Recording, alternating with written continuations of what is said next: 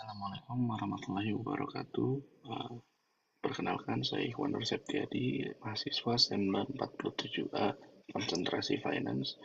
Eh, yang terhormat Dewan Penguji, eh, Prof. Marwan Asri, sebagai dosen pembimbing tesis juga, Prof. M. Mamdu Hanafi, kemudian Prof. Agus Sartono. Di sini saya akan mempresentasikan hasil penelitian saya, yaitu dengan judul Peran Mata Uang Kripto sebagai Fasilitas Hedging Saham, Periode Bearish dan Periode Bullish. Seiring dengan perkembangan teknologi saat ini, terutama di bidang finansial, kripto semakin diakui sebagai kelas aset tersendiri karena sifatnya yang unik seperti desentralisasi, transparansi, dan tingkat volatilitas yang tinggi.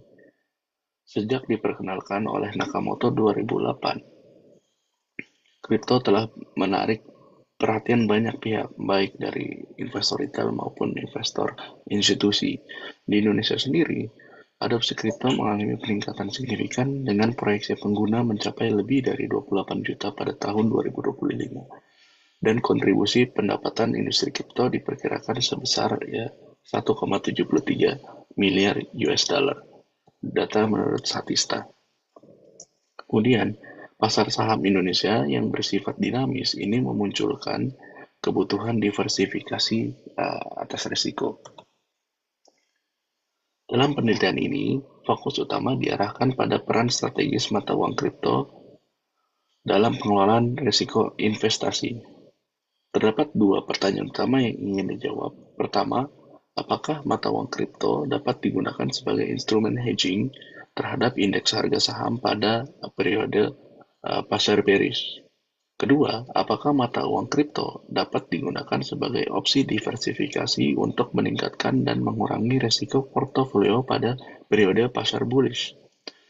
Manfaat penelitian yang diharapkan untuk dunia akademis itu referensi bagi penelitian selanjutnya terkait aset digital. Kedua, bukti ilmiah mengenai peran aset digital sebagai instrumen hedging portofolio saham. Ketiga, kontribusi pada pengembangan ilmu ekonomi, khususnya di bidang keuangan dan investasi. Kemudian bagi investor, mendapatkan tambahan informasi untuk pengambilan keputusan investasi.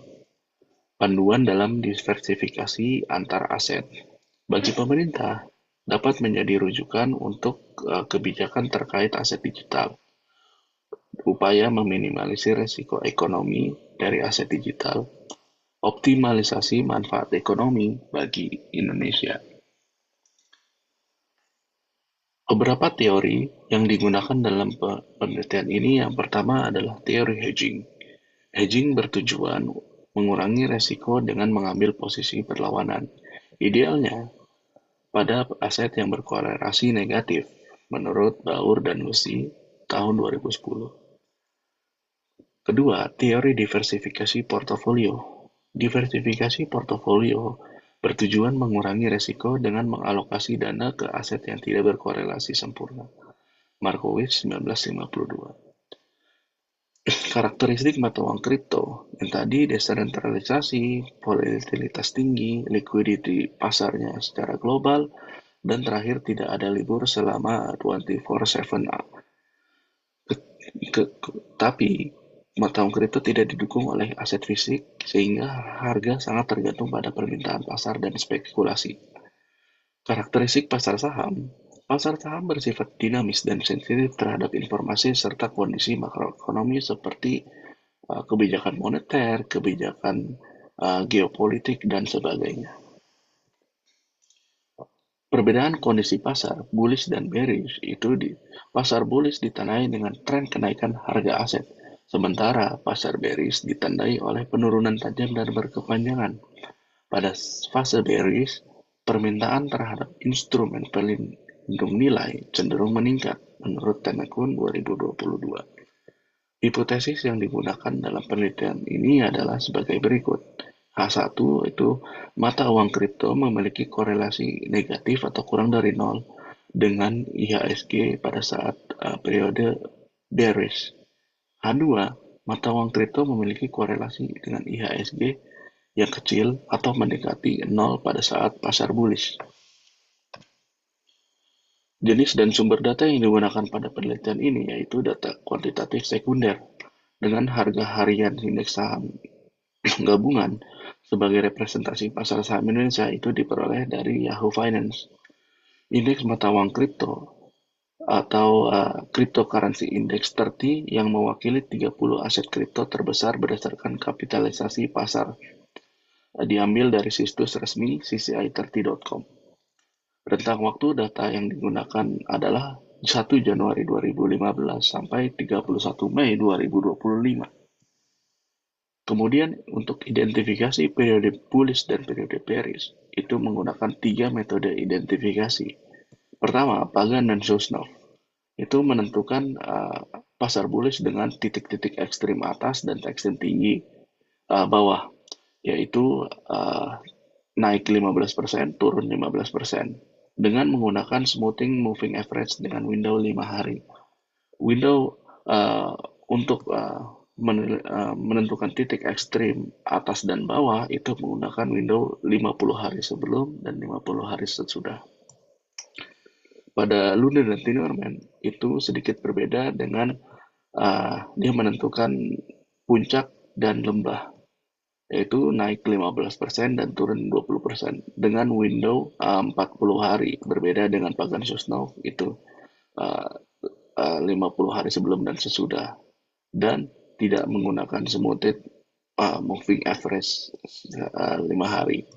Yang terakhir itu Markov switching, itu dengan menggunakan metode probabilistic per regime dengan tujuan mendapatkan rejim pasar yang lebih sensitif dan akurat dibanding satu periode tunggal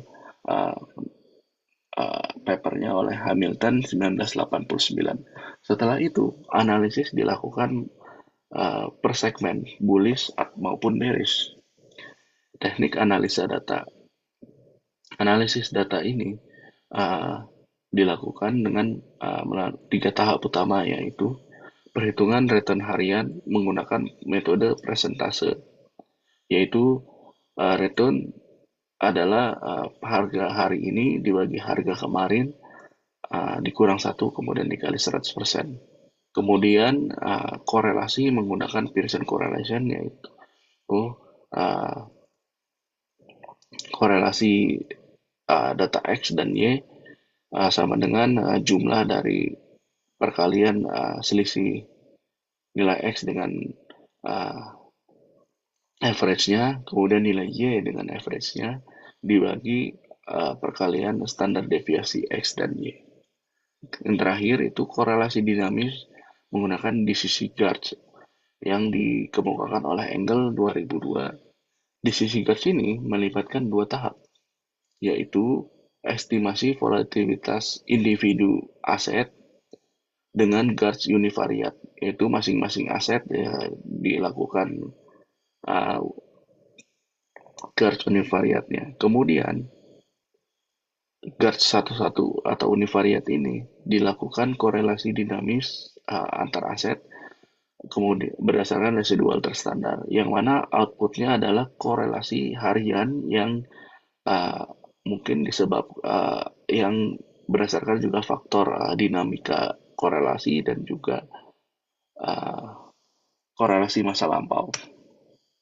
Di sini ada statistik deskriptifnya adalah dengan kita lihat di grafik IHSG ini cenderung naik, tapi dengan beberapa kali volatilitas, yaitu pada tahun 2016 penurunan, kemudian 2020, dan juga di 2004. Namun secara umum kondisi naik ya.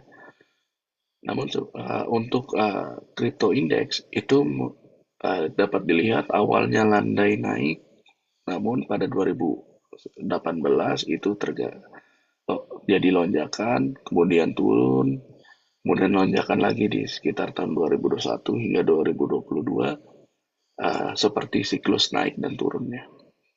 Di sini, secara data, IHSG memiliki data yang lebih sedikit dikarenakan jam buka bursanya. Dengan return itu kami dilakukan penyamaan data, yaitu di mana harga IHSG buka dan crypto index juga buka, itu didapatkan 2.515 data. Dan rata-rata returnnya itu untuk in kripto lebih tinggi dibanding IHSG. Dan juga volatilitasnya juga lebih tinggi. Namun di sini dilihat untuk histogram dan box plotnya itu uh, menyerupai distribusi normal. Kemudian setelah dilakukan analisis, Pagan dan Susnov ini memiliki 3 periode bearish dan bullish. Pada saat bullish itu pada awalnya itu korelasi negatif dan berubah menjadi korelasi positif. Uh, dengan grafik di sisi garis ini cenderung konstan, yaitu tidak ada uh, volatilitas yang mempengaruhi korelasi di sisi garis ini. Kemudian pada saat pasar bearish itu awalnya positif, kemudian dia uh, segmen terakhir itu negatif. Ya, dengan di sisi garis sama konstan, menandai tidak ada dinamika yang berarti di sisi garisnya. Namun pada saat netral ini berfluktuasi positif dan negatifnya, seperti juga digambarkan oleh korelasi garis hariannya ya. Kemudian untuk metode Lunde and Tinerman itu juga ditemukan 3 periode bearish dan 3 periode bullish. Namun pada saat periode bullish ini itu sekitar semuanya memiliki korelasi negatif. Dengan di sisi garisnya itu dilihat rata-rata korelasinya itu negatif, namun beberapa kali dilihat itu ada lonjakan ke korelasi positif. Namun di pasar bearish itu 2 segmen awal itu positif dan kemudian segmen terakhir itu negatif dengan korelasi di sisinya itu cenderung konstan. Pada saat netral ini uh, kondisinya itu cenderung positif, namun beberapa kali 2 segmen itu menunjukkan korelasi negatif. Juga dapat dilihat di korelasi di sisi garisnya itu cenderung di positif, namun beberapa kali juga ke lompat ke negatif. Yang terakhir itu Markov switching. Di sini metode Markov switching sedikit berbeda. Outputnya menghasilkan banyak sekali segmen yang karena metodenya itu menggunakan probabilistik sehingga dalam jangka pendek bisa berubah-ubah. Lihat untuk karena terlalu banyak ini dilakukan simplifikasi untuk pasar bullishnya, yaitu digabungkan antara periode bearish ya, sehingga menghasilkan untuk bullish itu 3 positif dan 3 negatif dengan kondisi di sisi guards-nya konstan. Untuk bearish itu cenderung di positif, namun di terakhir itu negatif ya. Kemudian pada saat netral cenderung berubah-ubah ya, positif dan negatifnya. Namun kebanyakan untuk netral ini di positif negatif ya. Dengan di sisi guards-nya itu cenderung konstan. Untuk rekapnya itu pasar bullish itu mata uang kripto memiliki korelasi beberapa segmen itu positif, namun ada juga yang memiliki korelasi negatif. Untuk bearish itu korelasi beberapa kali negatif yang menunjukkan potensi yang terbatas pada waktu tertentu. Untuk pada saatnya terkoreksi tidak stabil dan berubah dari waktu ke waktu. Untuk kesimpulannya, indeks kripto CCI30 ini berpotensi sebagai instrumen hedging terhadap IHSG pada saat pasar bearish, namun secara tidak konsisten negatif bergantung pada rezim tertentu. Pada saat bullish, mata uang kripto dapat menjadi diversifier atau instrumen diversifikasi pada kondisi pasar tertentu. Hal ini menyebabkan implikasi praktisnya, investor perlu berhati-hati karena potensi mata uang kripto sebagai fasilitas hedging pada saat bearish itu sangat terbatas, sehingga perlu dievaluasi secara berkala agar tingkat risiko tetap terjaga. Saran untuk penelitian selanjutnya mengembangkan ruang lingkup selain 30 aset kripto menjadi memasukkan stablecoin dan altcoin ke penelitian. Kemudian juga menambahkan pendekatan kualitatif terhadap faktor-faktor eksternal seperti ekonomi global dan moneter untuk dapat menjelaskan siklus atau faktor yang mempengaruhi pergerakan harga mata uang kripto. Sekian dan terima kasih. Uh, Berikut presentasi tesis saya. Wassalamualaikum warahmatullahi wabarakatuh.